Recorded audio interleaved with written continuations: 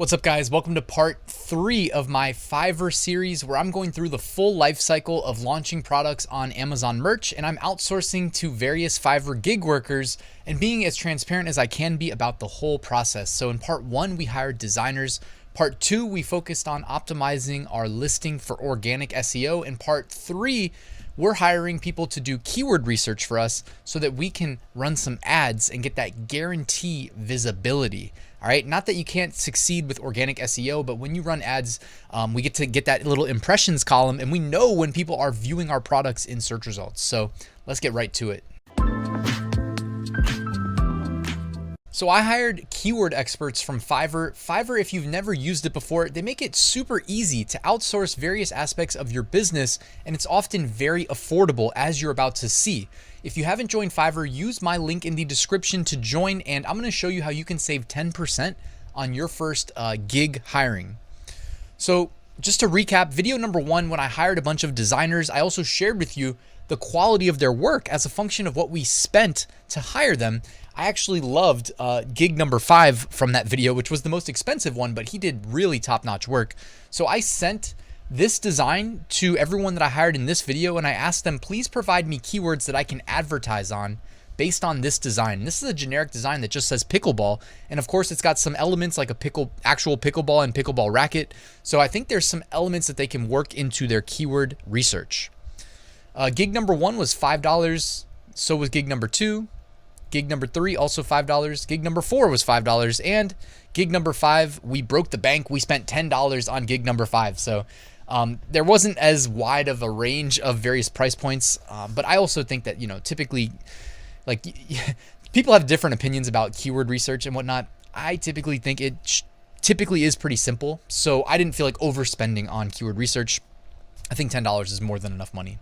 By the way, when you go to hire your first Fiverr gig worker, make sure when you check out, you use the promo code Ryan's method, which will instantly take off 10% from your order. So within a few days, I had the results delivered to me, and I'm gonna share them with you in just a second. But first, I wanted to remind you, linked in the description, you can find my free print-on-demand mini course to help you get you started, and you can find a link to my Amazon merch Facebook group, so I hope you'll join. So for gig number 1, this guy actually took all 5 days that he requested to deliver. And I don't know, to me, it shouldn't take 5 days just because everybody else delivered within, I think, 24 to 48 hours. So it kind of sucked to have to wait to hear back from gig number 1. By the way, that reminds me, I will link to all 5 gigs in the description so that you can go hire them if you like their work. So gig number 1, though, he actually didn't really provide keywords optimized for advertising like I requested. He just sent like a brand, title, description, bullets, etc. But even like his title was not that great. It was like men and women, pickleball player, pickleball lover, pickleball. So he, kind of keyword spamming in there and saying men and women, which has nothing to do with what we're selling. So just worth noting that gig worker number 1, probably not the recommended optimal one, but that's why we hired multiple. And that's what's so great about such a low affordable price point is we have the option of hiring multiple. This is typically the approach that I take because then I have a nice variety of things to choose from.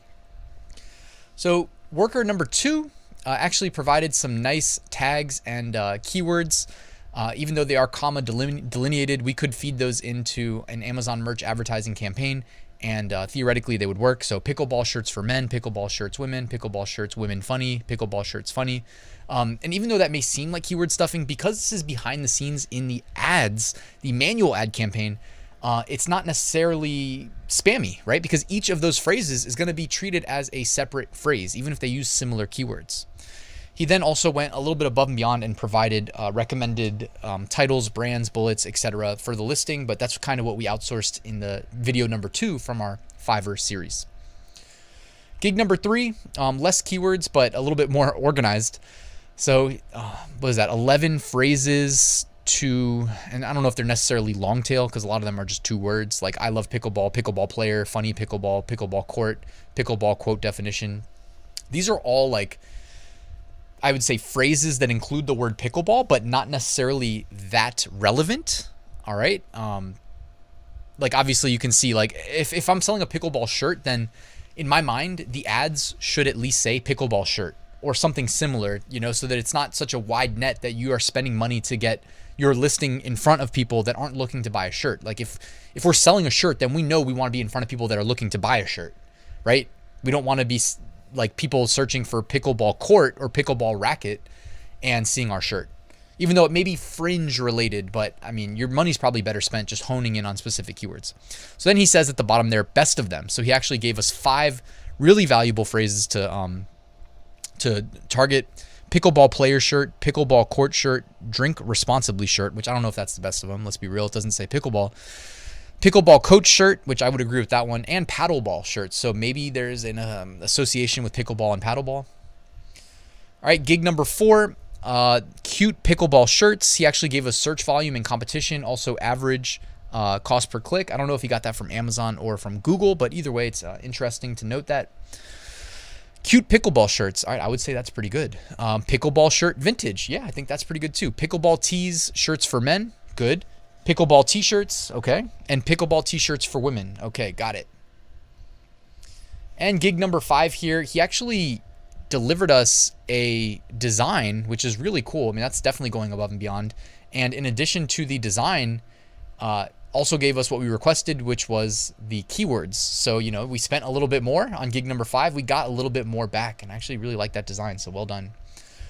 Gave us short tail keywords and long tail keywords. And then also, I don't know what that third column is actually supposed to be because it's kind of generic. But maybe if you wanted to say like pickleball shirt for mom, pickleball shirt for dad, pickleball shirt for grandma, etc. But the short tail keywords: pickleball player, dink, paddle, court, paddleball, game, fit, smashed. So I mean, actually, yeah, pretty good for the short tail. I would say that's, you know, even the dink thing, I'm pretty sure we've seen that associated with pickleball before. And then long tail keywords: play pickleball, pickleball players, pickleball lovers. And then, you know what you can do too is just kind of append the word shirt to the end of those, again, to be more restrictive with who we're requesting that, you know, Amazon's algorithm shows our products to, which you may be saying, but Ryan, wouldn't somebody who looks up pickleball team maybe want to buy our shirt? It's like, yeah, maybe, but if you're paying Amazon to advertise your listing on these keywords and they're not performing well, Amazon will also hold that against you. You know what I mean? Their algorithm isn't stupid. It uses data to figure out what works, but it also is tracking what isn't working, and it's remembering those associations. So don't forget that part, because that extends to print on demand, FBA, everything. So, and also if the search terms they search aren't as relevant, but they still click your listing, then you still pay for it. You know what I mean? Even though there's a lower chance to convert, and you could spend that money honing in on more exact keywords like pickleball shirt, funny pickleball shirt, pickleball shirts for men, etc. All right, guys, thanks for watching this video. I hope you found it useful. Quick reminder on my way out, check out Fiverr. The link is at the top of the description, and use code Ryan's Method to save 10%. I've also got a link to my full Amazon merch course in the description if you want to check that out. Guys, thanks for watching. Please like and subscribe, and I will see you at the next one.